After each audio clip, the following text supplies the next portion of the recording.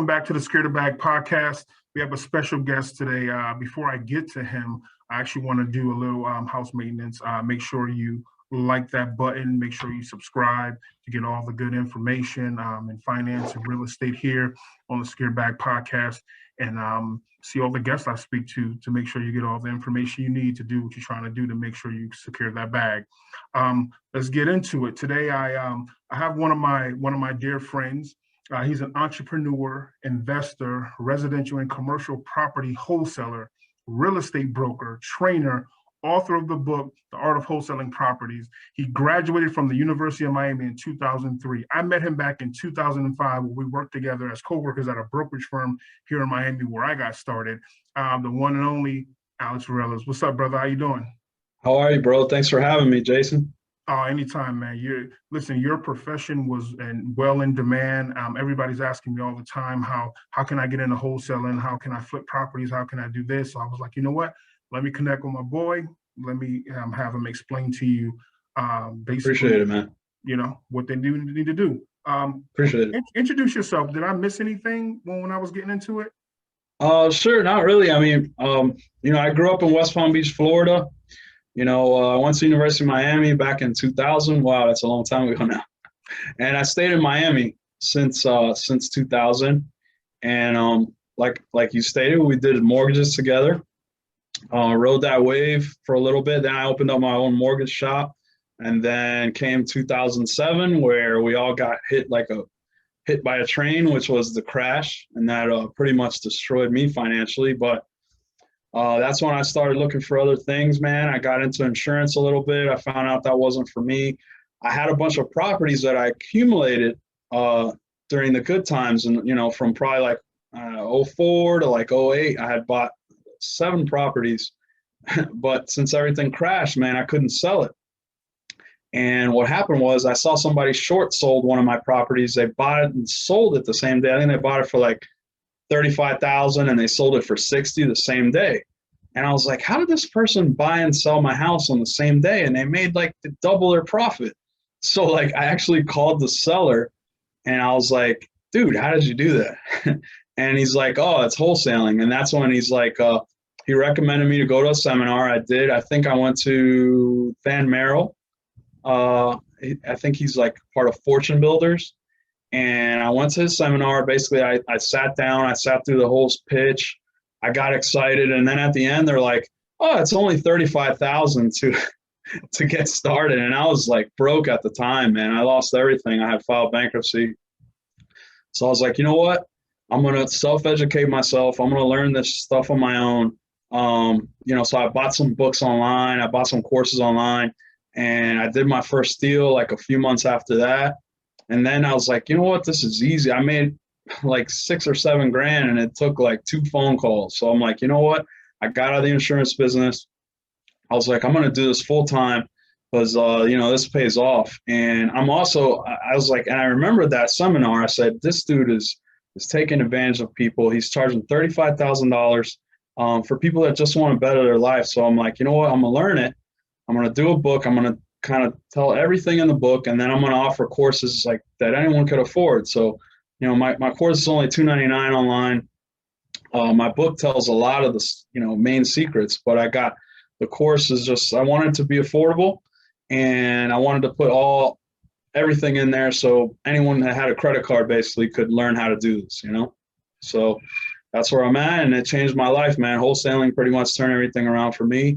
My whole brokerage now is based on investment stuff. So, I do my own flips now, and it's been great, man. So I'm just trying to share that knowledge with other people and give back in that sense, No, definitely. I know before people don't know, actually before the pandemic happened, we actually created some content together that was never released because I think 30 days after we did it, the pandemic struck.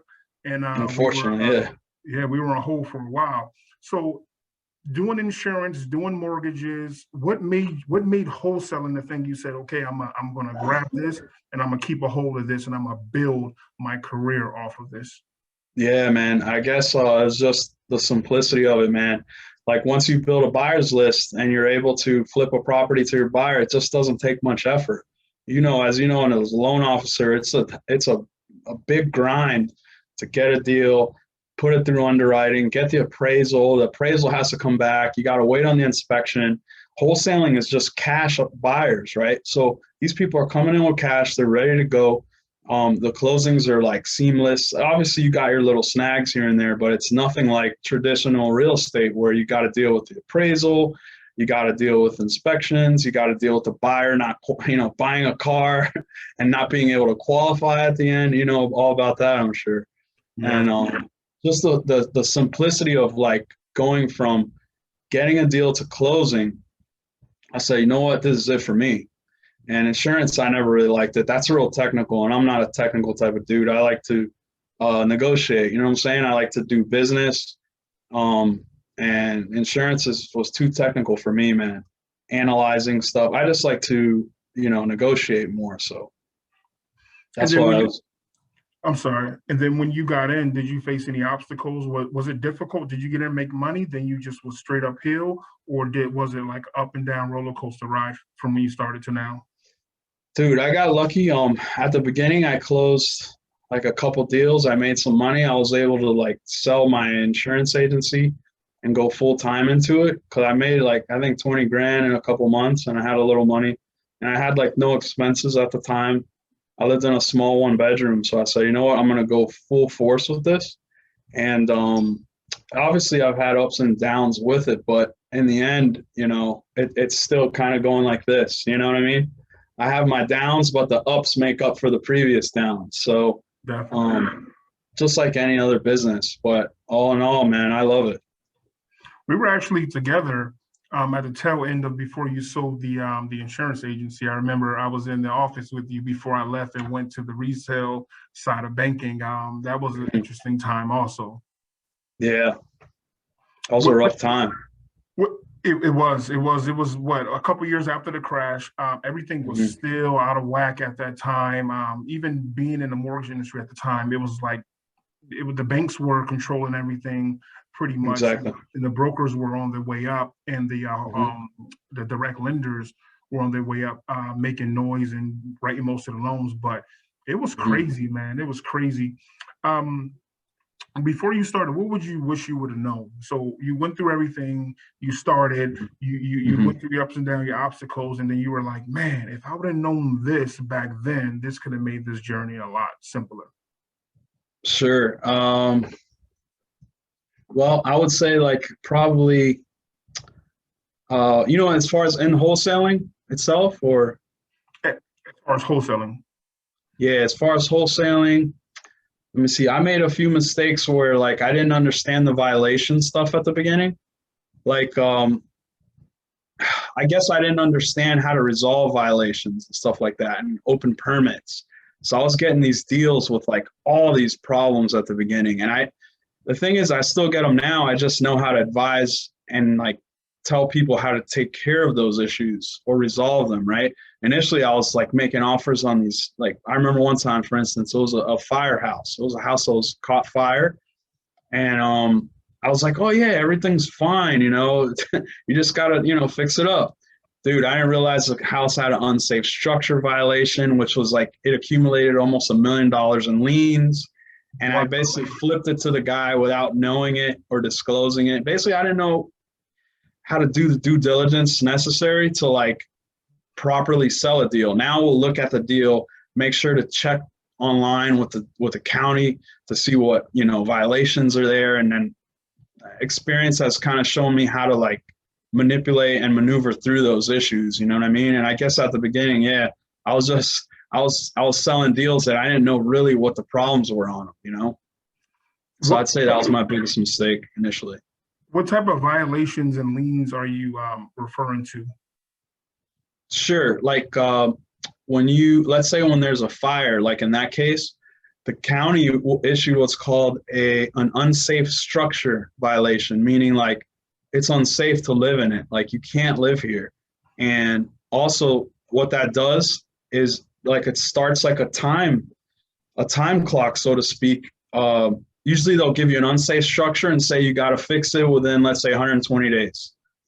What the city wants is obviously the house to be livable, and it can be a danger to society, right? Someone can go in there, get hurt, fall through the flooring if it's been in horrible condition. So like with that specific violation, they want you to take permits out, and they want to give you a time frame. Usually they'll say, hey, we'll give you 180 days to fix this property and make it livable again, you know, and that's one specific violation. There's a bunch, but it comes with experience. You start learning how to maneuver through those problems, you know.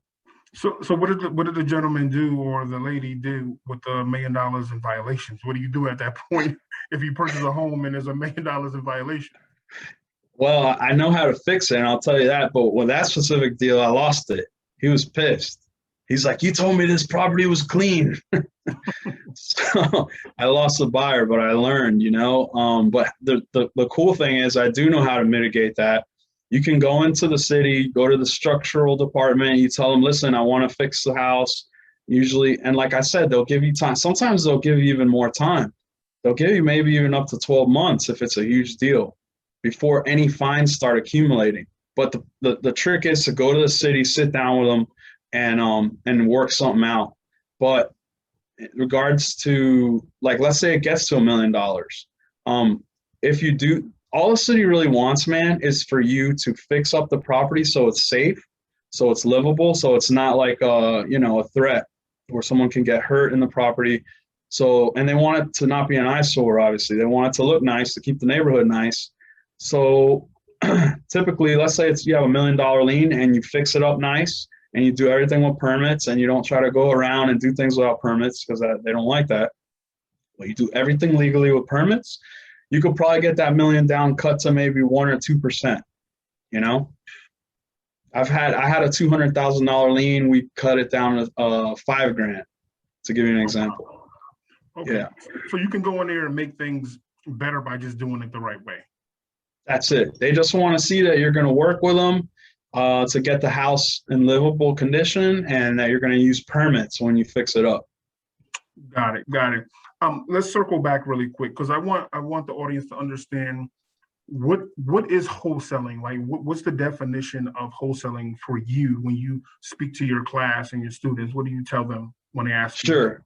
Sure. Wholesaling is basically, the reason it's called wholesale is because there's like a retail market, which is basically everything you see on the MLS, you know, Zillow, Realtor.com, anything you can access. Wholesale is kind of like, you know, how you have the wholesale market in any other business. They kind of sell to the retailers. So wholesaling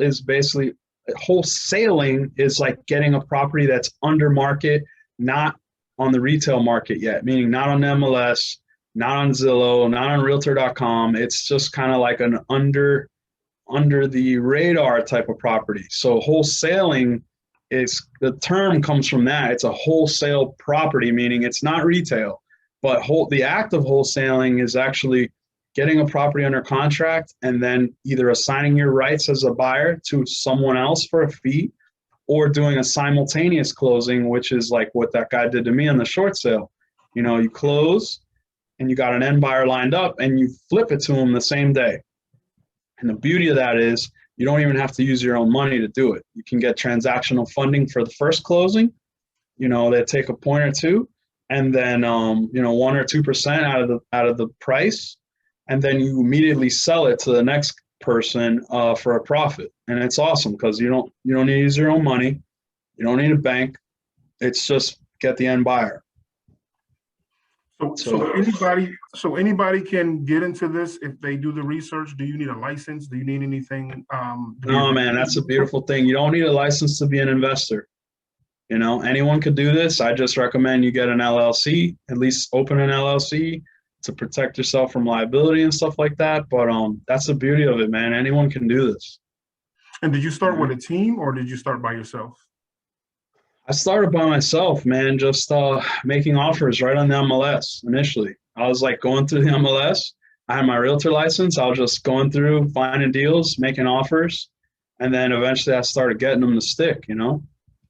That's how I started, right on the MLS.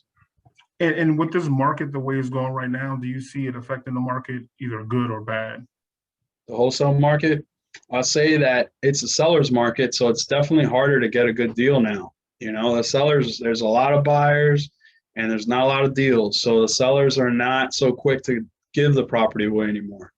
But the trick is to find the motivated sellers. Regardless of the market, as long as you find a seller that's motivated, you could get a good deal, you know? So we kind of target certain motivations, like people late on their taxes, people that inherited a property and don't know what to do with it, people that are late on their mortgage, you know, people that are like kind of in trouble, you know, they're more willing to like work something out with us. Okay. Do you do anything? Because I get this question a lot. Also, do you do anything to help the client stay in the property, or once they say, "Hey, this is distressed," before the bank take it, let me be able to help you out, get something out of the deal, and if not, you're going to get nothing in the end. Yeah, I mean, there's been instances where we try to work something out, where let's say, for instance, so they have a roof over their head, we'll close on it and let them stay there and pay us rent. Yeah, I try to work. I never throw anyone out on the street. I always try to make sure either A, I'm licensed too, and that's a good thing about getting your license. I can help that person find another place, you know? So like I did one a couple months ago where the girl she was a single mother, broke. I wasn't gonna, you know, she needed to sell. She couldn't keep up the house anymore. She inherited from her grandma, and I wasn't gonna leave her on the street. So what we did is I helped find her another place, and I made a contingent to closing on her first place. So once she had the money from me, we did the closing for her other spot, and I helped her have it, you know, structure that whole deal. So yeah, man, I always try to help out the seller so that they got a place to go, or, you know, if they don't, sometimes we'll work out, oh, hey, we'll let them rent for a few months with us. And, you know, we'll maybe start some renovations on the outside while they figure out what to do for a few months, you know? Definitely. And is this just the the residential side we're talking about, or does this also include the commercial side that you deal with also? Oh yeah, we do commercial ones too. I mean, I've done multi-unit flip. It's the same thing. It's just you know, it's all, the numbers are bigger, but it's the same concept. We still flip them the same way. So give me an example. I have someone come up to me. They say, "Hey, Jason, I need help. I'm gonna run a scenario by you, and this person, they're behind on their taxes. You know, maybe 10, 15,000. They're going to be put out. They don't have any money to catch up, but they're looking for some assistance to try to see what they can get before it's taken over by the county or the bank or whatever." In that situation, what would you tell the person? Sure, I would tell them. I mean, obviously, if they want to keep the house, if you got the money and you can figure it out, do it. But if they have no money, I would obviously try to work a deal out with the property. I would analyze it. I would tell them, look, we can buy cash from you.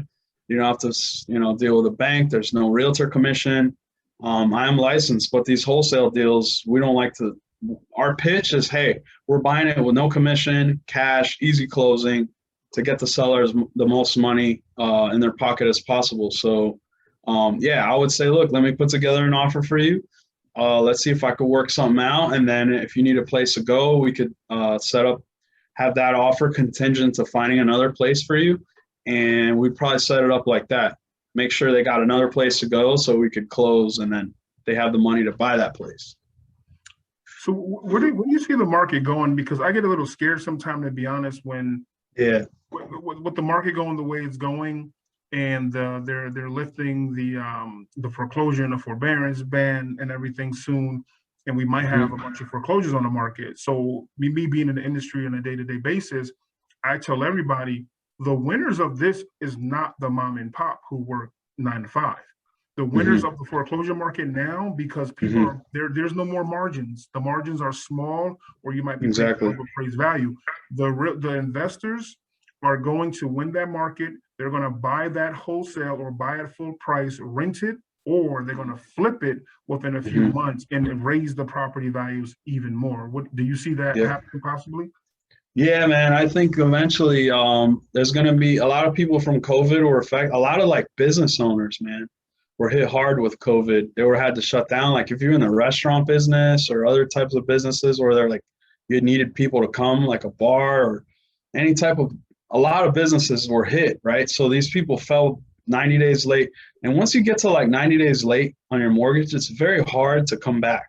Even if you get on your feet in, let's say, you know, 4 or 5 months, you still owe maybe thousands of dollars, and it's tough. So people, they get behind, they don't get to work out. So you're right. I do feel that once the moratorium for the foreclosures are lifted and the tenants, because remember the tenants affect the commercial owners, the rental property owners as well. Those tenants haven't been paying, some of them. And same thing with the foreclosures. Now that they're able to lift the foreclosure thing, they're going to start moving forward, but by meaning the bank trying to take their house. So that's going to cause some properties to come on the market. And I think plus, that right now the current president and the administration, they're giving out, I think it was like 6 trillion in the next package. So that's like causing massive inflation and debt to our country. And I think it's hurting the dollar, right? Like the cost of lumber, I was talking to a buddy of mine when he said between like 3 years ago, the cost of lumber was like half of what it is right now. Like it's doubled. So that is going to affect things, the cost of construction going up, the foreclosures, the tenants, the evictions now coming due, all that stuff. It leads me to agree with you, man. Eventually, I think it's going to start turning around where the market is going to like go from seller to buyer's market, probably maybe by the end of the year, I would guess. You'll see the shift start once the foreclosures come on the market, Crazy. And I really don't think an average person who's working will be able to compete in the foreclosure market, because I have a bunch of buyers now out there in the market, and they're asking for $8, $10, $12, $13, $15,000 above appraised value. A regular 9-to-5 mom and pop, they got to go into their 401k and their savings. They don't have that money to pay above appraised value, for those properties. And I think it'll be a big issue. And I also, the juggle right now also is the COVID has set a lot of things in motion that can possibly be bad. We have to figure out as a country. But you're talking about now the investor. I think that person gets left out the most. So everybody's saying we can't kick people on the street. I'm 100% don't think you can kick people on the street, but we have to figure out how to help the investor so they don't get behind on their mortgage and foreclose, because the bank doesn't care about that investor not being able to pay because they have a tenant in that property who can't pay. Exactly. I think that's a big thing. Do you see that a lot now in the market? Yeah, a lot. I've seen like landlords complaining, like I got to pay my mortgage. They didn't do anything to help me on my mortgage, but they're letting my tenants not have to pay rent. So yeah, that's a great point. So like those landlords are getting the bad end of the stick, because they got tenants that don't have to pay, but they still got to pay their mortgage to the bank. So yeah, it's tough, man. That stuff too in the commercial market as well. Remember, like people that own like commercial spaces with businesses, those businesses that stop paying, it's also going to affect the owner in the same manner. Like they got to pay the bank, but the businesses that were out of business or had slow business because of COVID, they were not paying or paying late. So that affects it's affected a lot of landlords, which is going to affect the values at some point. No, and that's the scary part about it, because if you're somebody who paid, and this is the point I was trying to tell a couple of my customers, if you're paying so far above appraised value, and I don't think we're going to have it. So this is just speaking in theory. If we have 2008, you're literally going to be so upside down on that property and lost so much money on that property. It's not going to make much sense if you don't plan on selling that property forever. Because if you're upside down on a property, you're probably not worth what you paid for. Who cares if you plan on staying in it? You just deal with it at the time. It doesn't matter. I think that was one of the biggest things we had the foreclosures back in 2008. People were like living in property saying, "Oh, this property ain't worth what I paid for it. I can afford it, but I'm gonna leave because it's stupid." I'm like, that makes no sense. Right. Now those same properties are worth double on what they left the property for when they could afford it back then. Yeah, exactly. And this is another thing that I've been just trying to wrap my head around. I've been writing down notes and trying to figure this out. Okay. We have a seller's market right now, right? Yeah. And the reason we have a seller's market right now, and I think that how we can open up more inventory, is instead of giving buyers the incentives, we should start giving sellers incentives. Start giving them tax breaks or something to get out of their properties or upgrade their new properties. Because the issue is, if I'm selling my property and I'm trying to buy another property, and the property that I'm selling is not better than the $200,000 property that I'm trying to buy that's worth more than mine, what's the Mhm. sense of selling if I'm not going to have a big enough incentive from the buyer to sell my property? Oh yeah, from like the buyer standpoint, when you become from a seller to a buyer, I get what you're Yeah, saying. Yeah, yeah, yeah. yeah. Why No, not I give the get it. seller incentive? Give the Because seller that's what they're saying. Like, where am I going to go? My house has already gone up in value. Where am I going to go now? So that's why a lot of people aren't selling too. So it's an interesting scenario, man. it's huge. Like Miami Gardens is like your home. Like right now, Mhm. Miami Gardens is on fire. Your home, you Yep. bought your home for 160, 110, whatever, the past 10, 15 years. Your home is worth Hmm. like 350, 300, $400,000. They're like, Yep. okay, if I sell, where I'm gonna go somewhere where I'm paying 7,000 in taxes. It doesn't make Hmm. much sense for me to sell my property right now, you know? Exactly. It's a So good I think point. that's a good way to open up some inventory also.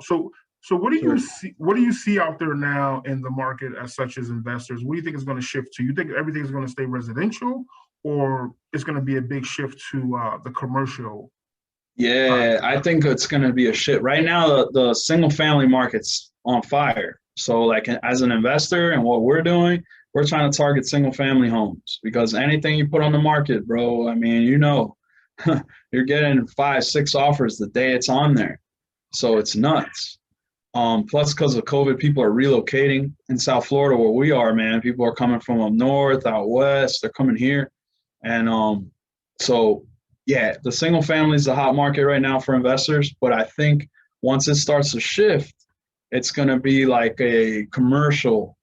It's going to be like where the good deals are in the commercial market. Because that's going to be, like I said, those people hit from COVID, those tenants that weren't paying, those foreclosures that come out. There's going to be deals on that side, I think, first, because they got hit first. I think also harder, the commercial side. So I think it'll go from like single family to like commercial stuff, multifamily, like, shopping centers, office building stuff, all the places that have vacancies and like businesses that had trouble. I think that's going to be where the deals are going to start to come, and then the single family market will be good. Will be good for buyers again after that. That's my opinion. No, everybody for the years thought Grant Cardone was crazy, saying, "Do not buy a single family resident home. The more doors Mm-hmm. you have, the better." Think about it now. If everybody's been outpriced in this market now, and they Yep. can't afford a purchase, guess what's going to happen now? That rent is going to raise. So if you have that $500,000 quadruplex or triplex or whatever, you're going to be banking Mm-hmm. when you putting tenants in that property. It's going to pay for itself three Oh times yeah. over at this point. Yep. Yep. That's why when you buy, you got to do your numbers, man. If you're going to buy and hold, you got to make sure the market up or down that it's going to take care of itself. So that's one of the mistakes I made, by the way, like in probably '05 when I started buying. I was buying based on appreciation, and everyone's like, "Oh, don't worry, the market's going up every year." I'm like, can't do that. I mean, that was one mistake I learned Yeah. too. Like the numbers got to work regardless. So appreciation's cool, but you can never invest um, dependent on appreciation because it's just you're gonna lose. The market's gonna go up and down, and you never know. So And especially if you have one door, because you're relying on that one door to make that mortgage exactly, payment. And if yeah, you're not making that mortgage payment, that asset now became a huge hmm, liability to you, which might force you to yeah, foreclose or sell it for a short sell it if you can't, get a buyer out there. Something else, absolutely. something else I wanted to speak to you about. So right now, do you think it's imperative, and I use that word, I don't use it lightly, Hmm. that these investors or these new investors get in and start grouping together to buy apartment units? Because I think that's where the trend might be going. Yeah, absolutely. I do think so. I think you should start getting together and getting ready. That was my idea too to put together a fund when I started. I think I'm going to start doing it at the end of the year, actually. But I think that is what you got to do because there's going to be a bunch of great deals on those deals first before anything else. Okay. Because of COVID and all that stuff too, like the single family market's gonna like last for a minute just because there's so much demand, at least in our specific market. I feel like where we are right now, it'll come, but a little later. I think. Definitely. So if somebody wanted to to get with you to train, what will be the process of getting into wholesaling and contacting you? Sure. So I have my course online at investwithalexv.com. You can buy it for $2.99 there. That's called Wholesaling 101. I got one on flipping apartment buildings, how to wholesale apartment buildings. It's only like 99 bucks. I got one for how to wholesale during a market crash. It's only $99, investwithalexv.com. And if you want personal training, I'll do that. You know, we could do Zoom. And I do charge $4.95 for that one because it's more one-on-one and you can call me whenever. It's more like, you know, I hold your hand. We walk through everything from A to Z, and then like I'll basically guide you moving forward, you know. So yeah, at investwithalexv.com too, there is a 60-day, I think it's an option like $99 extra. And you get like 60 days of consulting, like after you do the course, where you could call me and, you know, I can help walk you through any issues, help with any questions and stuff like that.